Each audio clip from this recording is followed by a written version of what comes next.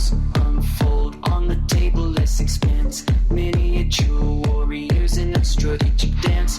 15 millimeters of intricate design. A world conflict in a scaled down line. Terrain crafted with precision and care. Armies maneuver under watchful glare. Dice roll to decide the fate of the day. Strategies clash in a tactical display. Hello again, everybody. This is Derek, and I'm coming back at you with another wargaming and miniature video. And in this video, we're going to continue on with my Meg Ancient Late Republic and Roman project updates.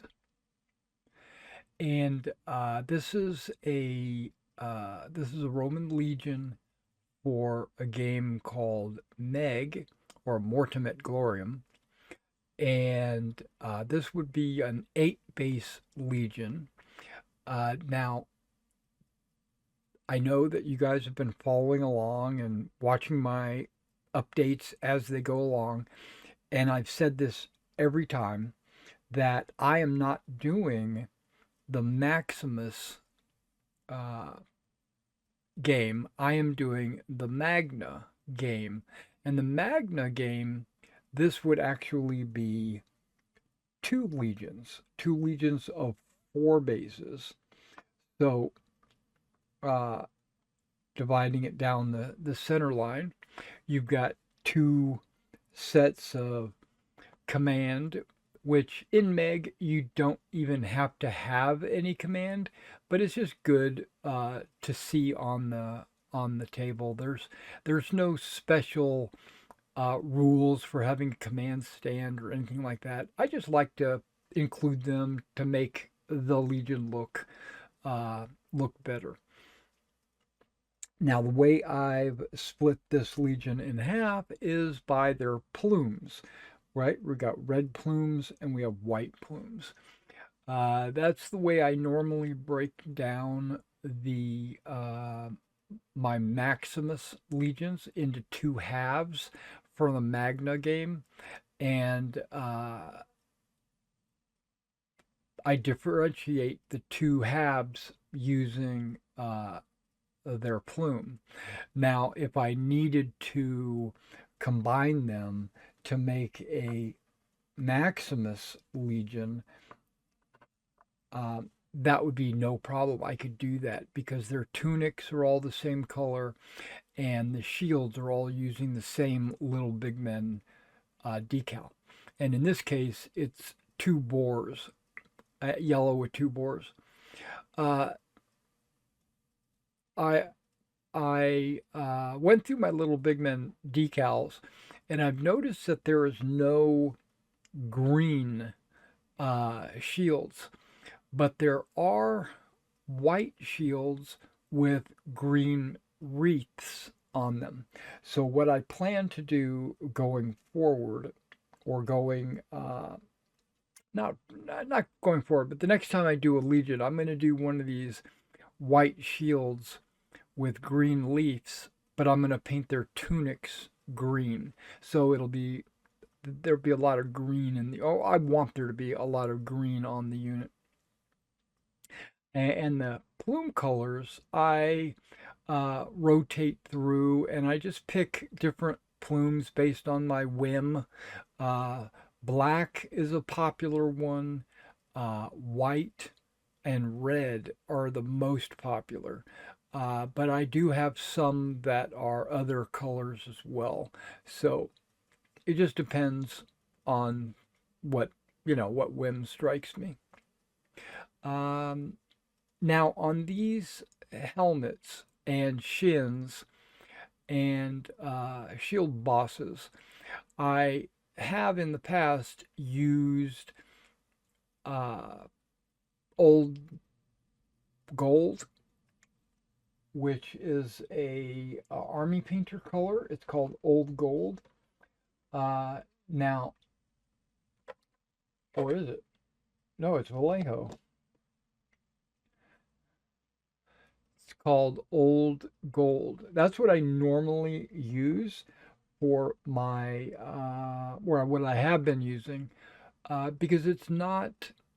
It looks very bronzy, right? I have bronze color, but my bronze looks very dark, almost too dark.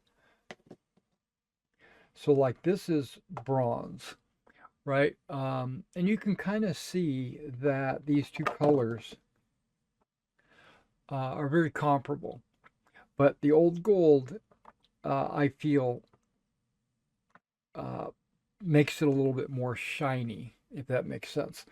Um, Now, in on this set of miniatures, I modified that slightly because I use bright gold for the standards, right? That is a bright gold, and there was bright gold still in my palette, and I thought to myself, uh, what if I mix in some old gold with the bright gold that's in my palette? Um, would that make the old gold just even that much brighter? And I did. And I think it looks really good. You guys will have to tell me what you think, but it's kind of a 2-to-1 old gold with bright gold for their helmets, shield bosses, and shin guards, their greaves. Um, yeah, so this group is slightly different. Now, does it really change uh, much about the model? Not really, but it just gives it that little extra pop, I think. I also continue to use soft tone with these guys, and I think soft tone works really good in not um, hurting the paint because a lot of times when you use a wash, the wash residue will darken the paint job. Where I think this soft tone, you and I also use the Liquitex Flow additive. It seems to work really well. Now you'll see black lines between different colors and things like this. Like you'll notice like where the skin and the sleeve transition, or where the tunic and the armor transition. You'll see a really dark line. Well, that is due to uh, two different things. One is that when I paint the model, I paint with that in mind. So, like, I'll paint the red sleeve, but I will deliberately not paint it all the way to the armor or all the way onto the skin. I will kind of leave a little bit of a border. And then when I paint the skin, I'll paint the skin right up until it's close to the sleeve, but I will leave a little bit of the primer shining through. Now, the primer is brown. It's a dark brown. So it it kind of simulates a little bit of a shadow or a what has been called in the past black lining. Um, and so I think it gives a very uh, definitive outline, and it really makes the different colors pop, and it kind of gives it a little bit of a uh, um, it makes each color stand out and bold. And then the second part of that is I'll use a wash, and washes all have a tendency to settle down into all these little cracks and crevices and borders between uh, colors and like the end of the sleeve or the armor and stuff. So the wash just makes it even more pronounced, which I that's why I think on these models the soft tone is just fine, just perfectly fine. Okay, so because this is a progress update, um, I wanted to let everyone know. And in the last video, I didn't really know, but in this video, I made sure I counted.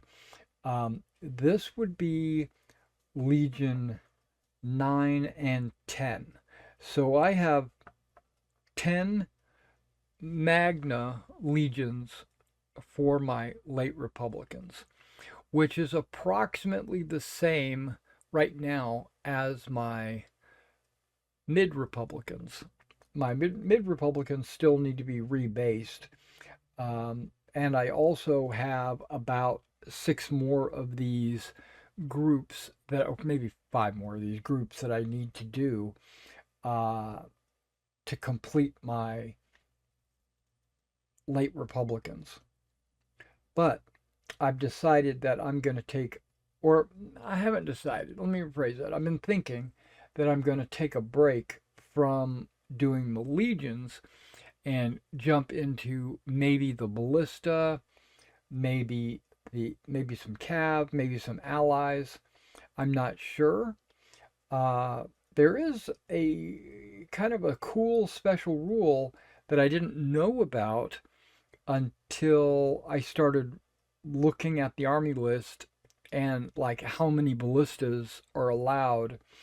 4 ballistas are allowed in the Maxima army, but only 3 are allowed in Magna, which is what I play.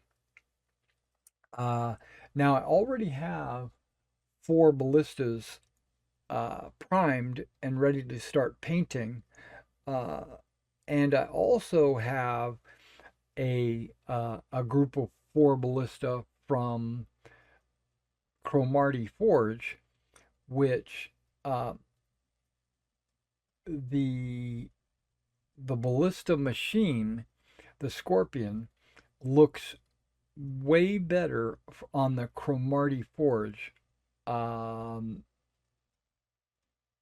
the crew is in early Imperial armor.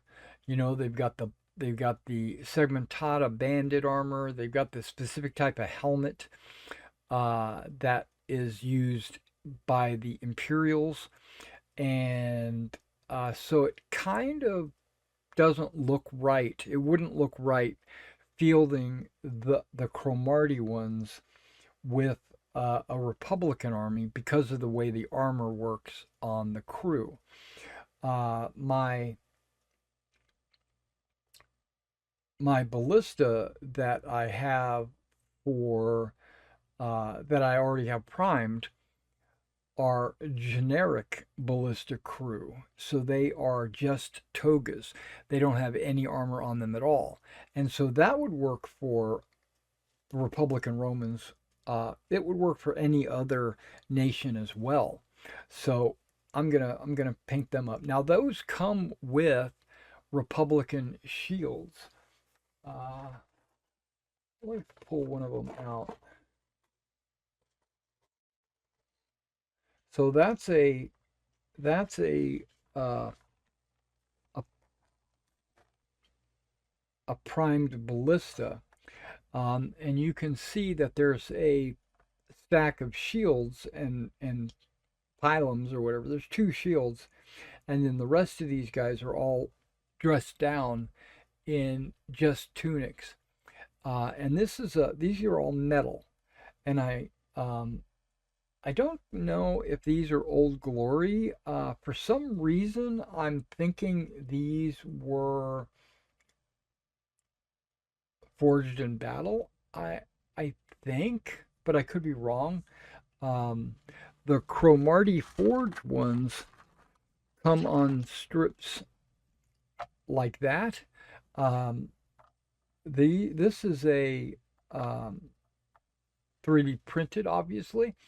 And that ballista here, I've got one that's cut out. That's the ballista. And I think, and you can see the pattern or the style is different than this. Uh, it's like this has a very long uh, rail for the actual bolt, where this has a short rail, but it has the rope. I don't know what you would call those tensioners on this side for pulling back the the arms. And the rope is actually the rope tension is actually what fires it. Plus, it comes with a bag of not a bag. I guess that's a bucket of bolts. I think that's pretty cool. And it comes with 5 crew, which is way too much. I put 4 crew on these bases, and you can see that that is also pretty crowded. I think 3 crew would probably be sufficient, but 4 crew is what came with these guys, so I used them. Am I going to use all 5 crew on these guys? Probably not. And there's one of the crew members. And you can see what kind of armor he's wearing. That's an Imperial Roman armor, and so I thought that I would just put them together, cut them out, and put them together, and paint them when I paint these. Do a batch paint, which I still could do because it's not like there's 100 miniatures. These guys are going to be pretty easy to paint. I don't think I'm going to use a decal, Little Bigman decal or anything like that on these shields. I think I'm just going to paint them solid colors, just for GP.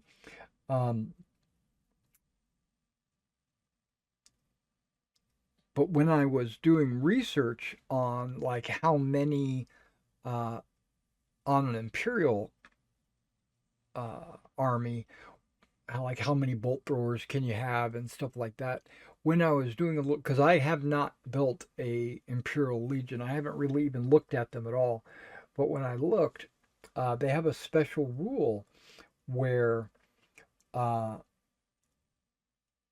if you have a 6-figure legion, let's say, right, of Imperials, you can opt to replace one of the bases with a bolt thrower, right? And then that becomes in the Imperial Legion, and there's a special term for this. It's basically saying that this bolt thrower is inside the Legion. There's probably multiple bolt throwers, and it slows the Legion down to battle wagon speed. But at any time, the Legion can abandon the bolt thrower, and then they would just replace the bolt thrower with legionaries, and then they would go back to being like a normal legion. I thought that was pretty cool. But what that means is I would have to have a bunch of Imperial bolt throwers if I wanted to incorporate those into my army. And I also was thinking, am I going to maybe rebase, maybe put a bolt thrower and a couple of crew on a 20 millimeter base? It might be a little hard to do, but I don't think it's impossible. I think a bolt thrower would fit on there, and I think like a crew to the left and right would fit. Um, and that way it's the right size for the infantry. But I don't know. I don't know how that's normally done. So we'd have to do a little research on that. But guess what? I'm not doing an Imperial Legion, and I don't plan to do an Imperial Legion anytime soon. I'm doing Republicans. I'm doing mid and late Republicans because that's when I think all the fun battles or the historical um, the what am I trying to say? That's where not fun battles, but the interesting battles were all in the mid Republican with Carthage and that kind of thing, and then the late Republicans where they fought the Greeks and the Gauls and the Celts and stuff like that. So I think that would be pretty cool. Um, all right, so that's where we stand. I'm thinking I'm going to do the bolt throwers next. I already have four of them ready to go as bolt throwers, and I don't think I'm going to touch the Imperials uh, anytime soon. I don't know if I want to make them as bolt throwers or if I want to make them as infantry add-ons. So I'm going to hold off on that. So these four I'm probably going to do next. All right, guys, thanks for coming out and checking out this project update on my late Republicans. All right, now before I let you go, there was one additional piece of information that I forgot to tell you about. So this is like a little bit of a PS.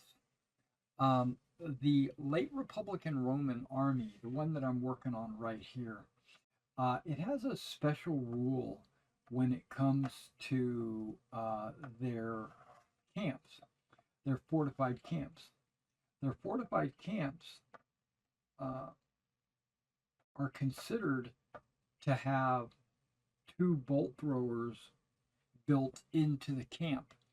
So I was thinking that I could make a Roman camp and put a bolt thrower or two on the camp base, right? So camp bases are usually 80 by 120. So they're normally this wide by